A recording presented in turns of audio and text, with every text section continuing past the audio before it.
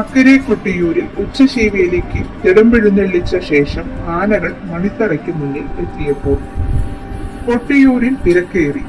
തിരുവോണം ആരാധന ഞായറാഴ്ച. അക്കരെ കൊട്ടിയൂരിലെ മണിത്തറയിൽ താൽക്കാലിക ശ്രീകോവിൽ നിർമ്മാണം പുരോഗമിക്കുന്നു. ബ്രാഹ്മണ സ്ഥാനികരുടെ നേതൃത്വത്തിലാണ് ശ്രീകോവിൽ നിർമ്മിക്കുന്നത്. മുളന്തൂണുകൾ നാട്ടി അതിന്മേൽ ഞെട്ടിപ്പനയോല കൊണ്ടാണ് ശ്രീകോവിൽ മേയുക. തിരുവോണം ആരാധനയ്ക്ക് മുമ്പായി ശ്രീകോവിൽ നിർമ്മാണം പൂർത്തിയാക്കണം.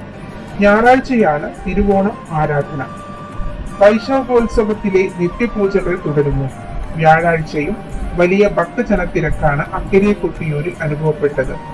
പുലർച്ചെ മുതൽ വിവിധയിടങ്ങളിൽ നിന്നുള്ള ഭക്തർ ദർശനത്തിനായി അക്കരെ സന്നിധിയിലേക്ക് ഒഴുകിയെത്തി. തിരക്കുമൂലം മണിക്കൂറുകൾ കാത്തുനിന്നാണ് ഭക്തർക്ക് ദർശനം നടത്താനായത്. ദർശനത്തിനുള്ള കിഴക്കേ നടയിലെയും പടിഞ്ഞാറേ നടയിലെയും വരിയിൽ രാവിലെ മുതൽ വൻ തിരക്കാണ് അനുഭവപ്പെട്ടത്.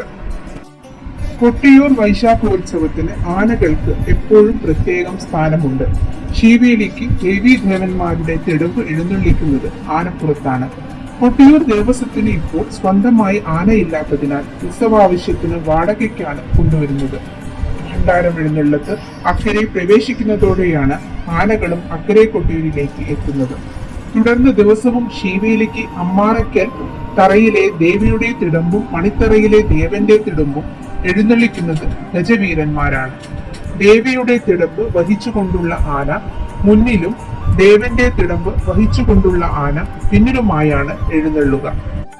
പിച്ചിയിൽ രാജീവാണ് ദേവിയുടെ തിടമ്പ് വഹിക്കുന്നത്.